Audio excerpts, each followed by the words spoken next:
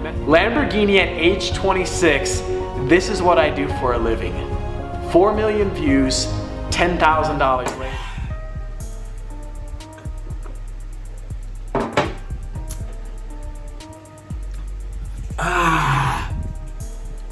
So what's up mga kachabs? Yeah!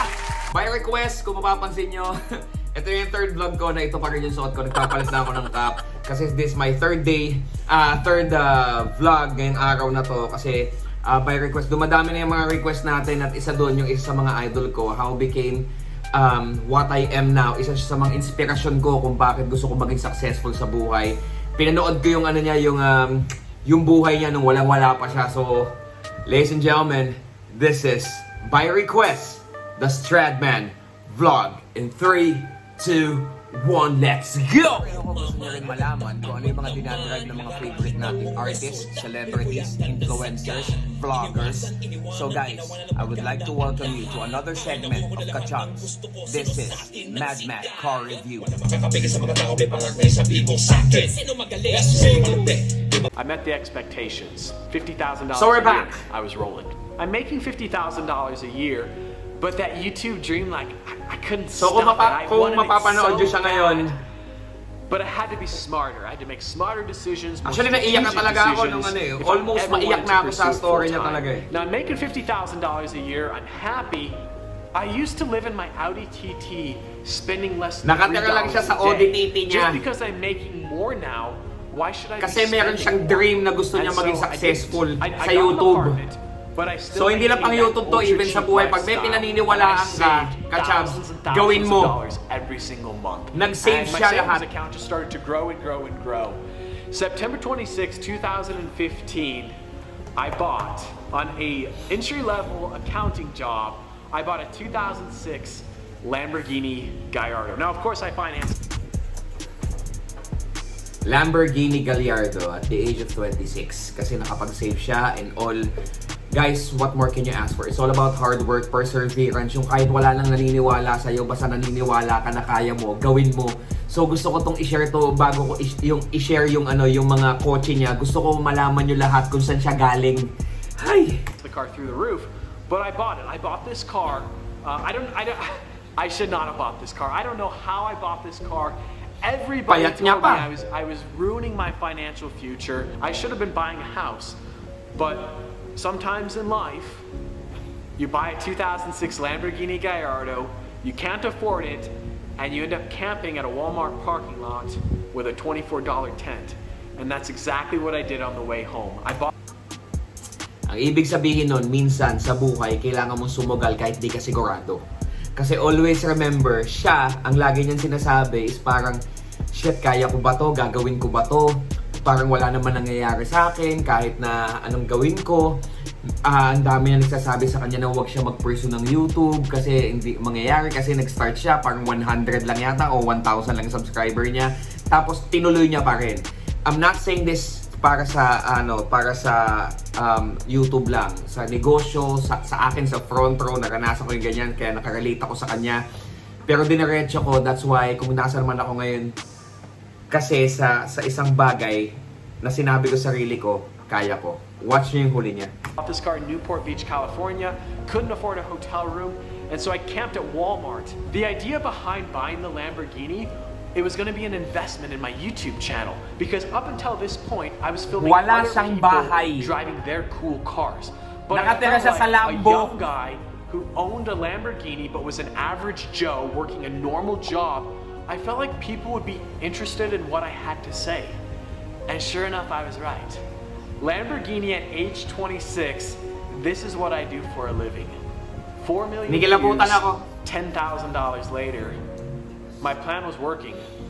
I was onto something. 500,000 April 1st, pesos. 2015, the company I worked for went bankrupt. I lost my job. YouTube ad revenue wasn't paying for the Gallardo. My salary as an accountant was paying for the Gallardo. I should sell the car. 100% I should sell the car. Everyone was telling me you should sell the car. Get another Pasuko job. na siya, pasuko get na back siya, on your pasuko feet, na, mga reevaluate. kachaks. You can buy another Gallardo.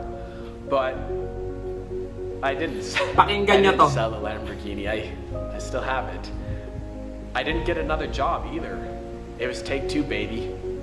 Round two, YouTube full time. Here we go. Guys, ayoko nang pahabain to. Gusto ko lang malaman yung background ni Stradman o ni James para alam natin na yung lahat ng meron siya ngayon. Being emotional kasi sobrang na-inspire ako dun sa story niya. And sabi ko sa sarili ko, kaya ko rin. I know kaya mo rin. So guys, yan yung pinanggalingan niya. Wala siyang makain, nasiraan siya ng ODTT, wala na siyang pera sa bangko, pero diniretso niya yung pangarap niya. At ito yung pangarap niya. If you're new to the channel, my name is James, and I have a bit of a purple issue. The In purple today's guy. video, we're gonna go on a full tour of the entire car collection. I want to tell you what I love and what I hate about every car, as well as the future plans of each individual car. Now, if you're new to Ito the yung channel, gusto ko sa kanya, this is all sabihin niya obscure yung gusto niya, information. tsaka If you're ayaw niya sa nosy, yes, mismong you know a lot of sasakyan this, niya. but we have some huge announcements, boys, that you're not gonna want to miss. We gotta move the X5. Hi, the excited Berlager. na He ako actually sa owns mga this papakita house. niyong A mga buddy of mine, sasakyan. he actually fired me a Pero couple to years be ago. honest, I lahat rent ng a mga bedroom, sasakyan that's niya, right. I rent a bedroom in his napanood house, ko. and this is his X5. If that upsets or triggers Pati you, kotse just niya may imagine aso. how my dog feels. We're gonna start off with the Supra first. The Supra. It's a Air 2020 suspension, Toyota Supra, and this 2020 is a cool Supra. swap in 3, 2, 1. God damn! Dito ba?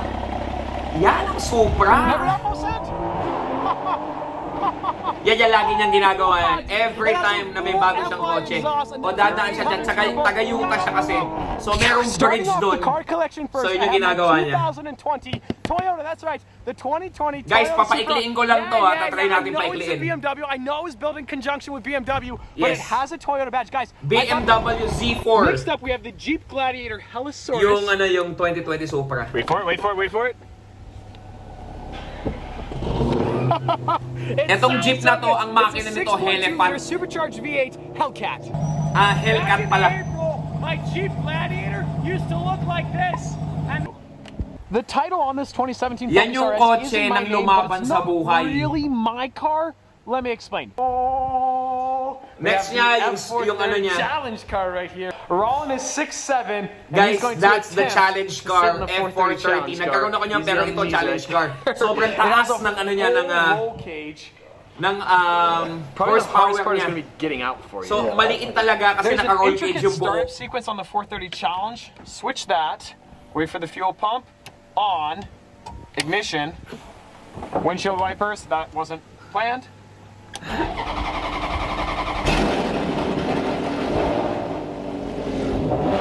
Tsaka yung manibela niya natatanggal. Sobrang ingay niyan kasi nakasetup siya pang racing, walang aircon.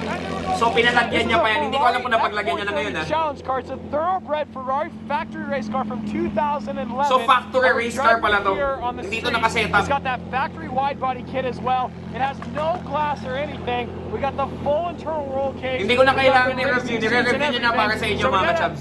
We gotta figure out a place to spin it. This car is so definitely loud. We're actually gonna stop and get the GT out of John's house right now real quick. To open the door, you have this little pull cord that works, and then there's no e-brakes. Sa normal na You can play how F430, loud that car meron siya sa baba na lever para makalabas ka, makapasok ka. Dito wala. Can I borrow the GT? Oh, would you like to borrow your own? If you don't mind. Sure, come on. Okay, thank you. Come here And he has the GT. Yung GT is a Oh, I legend. nearly just died. And the 4GT. That's I've a been making 4GT. a lot of games on the channel lately. This That's is one where of the all first car magic ng happens, first and car that's my na main guy, sports Johnny car Shep. ng Ford. I just bought this car last week in Honolulu, Hawaii. We're still rocking the Hawaii plates. I need to get the car registered ASAP. Abangan The nyo mamaya Berlager, who's somewhere, Basta. is going to be driving this car. That is the most uneasy feeling I've ever had, but I don't really have a choice because I'm driving the Ferrari and, well, yeah, he's got to drive it. Naka-FI exhaust na rin yung ano niya, yung 4GT niya. So sobrang Are you lakas sure na you rin can drive sumigaw this niyan. thing? It's a 2005 Pati bubong, Ford kapag- GT. I just bought it. If I can fit, I have the skills. I'm capable. He doesn't have the skills. Are you kidding? You drive a Mustang. I got Alam mo yung parang happy niya lang. What's going on? This is terrible. Hindi siya magkasya. You're I just sure wanna you have can a full drive this comment car? sa unahan tsaka I sa think dulo. you're gonna lose your head. Kasi gusto kong ma-cherish yung kada isang sasakyan na meron siya. you don't have any hair, bro. Like, I don't know. That's what I'm saying. I don't know if you knew that. The beanie doesn't hide the fact that you're bald. Anyways, on that bombshell, we got the 5-point harness. So, ganyan kasarap kapag hindi ka sumusuko sa buhay. He got the Meron siyang dalawang Lamborghini, naka-GT siya na Ford. Ngayon may bago pa siya, I'm C8. legitimately nervous about the Burlacker driving the Ford C8 GT. sa mga hindi nakakaalam mga ka-chubs. But I Is yung bagong Corvette. I just bought it. Rear. Sorry about the terrible angle, but like Rear engine there's na siya. no window. There's no window in this car. Yan, kadadadaan siya dyan. Surprisingly, So, I hope, the guys, Ford GT is nakakasunod actually kayo, in ah. one piece. Kasi puputulin ko na to in a while para makita nyo na yung lahat ng car collection niya. Coming soon. Ganyan na yung ginagawa niya ngayon. Yan. Donut. Wala siyang problema sa gulong.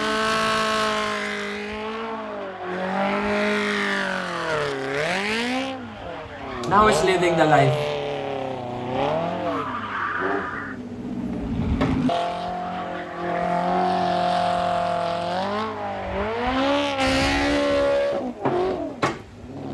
Bad fucking ass, bro. Yeah, buddy. Dude, that's insane. Here, can you actually?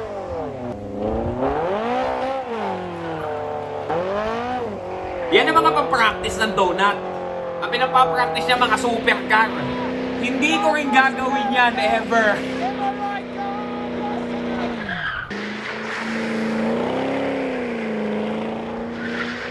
Sarap, no?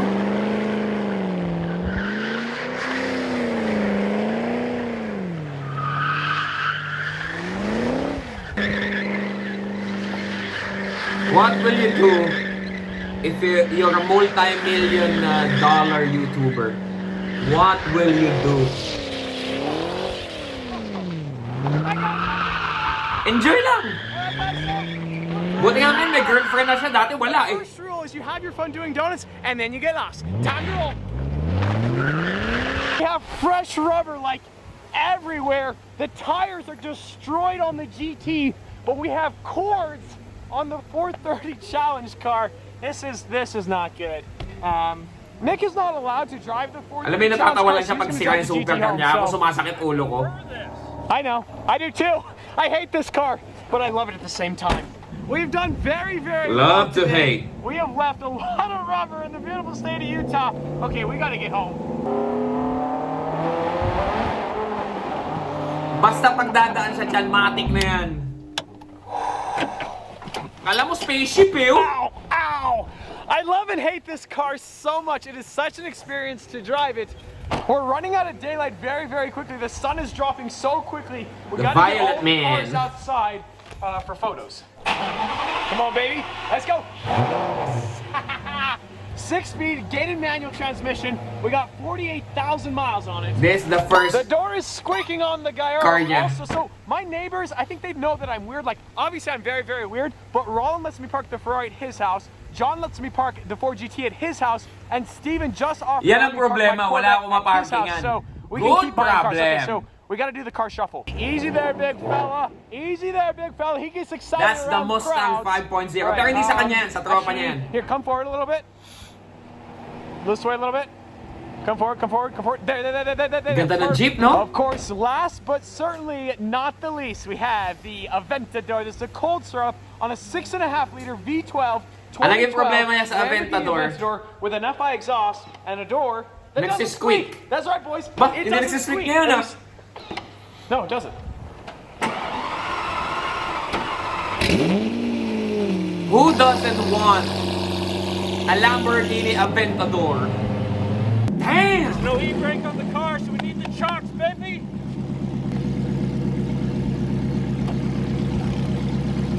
Yan ang car collection. Ako mahilig lang talaga ako sa black, pero ang ganda tignan pag iba-iba yung kulay ng kotse, eh, no? Pit crew, appreciate you getting my chocks for me. Guys, this is the first time ever, all 7 cars have been together. Check this out. First I time. think it's safe to say this is the greatest views on views we have ever had in the history of the channel. If you're new to the channel, I'm gonna link a video in the description below that talks about how I used to live in my Audi TT to start my YouTube channel. So if you have not seen it, go check it out. Oh boy, this is so Check sick. it We got the para Focus, ma-inspire the ka, guys. Gallardo, the 430 Challenge, the Ford GT, the Aventador, the Supra. We got the Burlackers GT350 and the Gladiator Hellcat. I don't Guys, even know siguro where to hindi ko begin. na kailangan And on that bombshell, the isa-isa yung drone. kotse In niya. 3, 2, 1. Gaano kasarap na lahat ng pinaghirapan mo, makikita mo na siya. And every time na pipikit ka, maiisip mo yung buhay mo dati.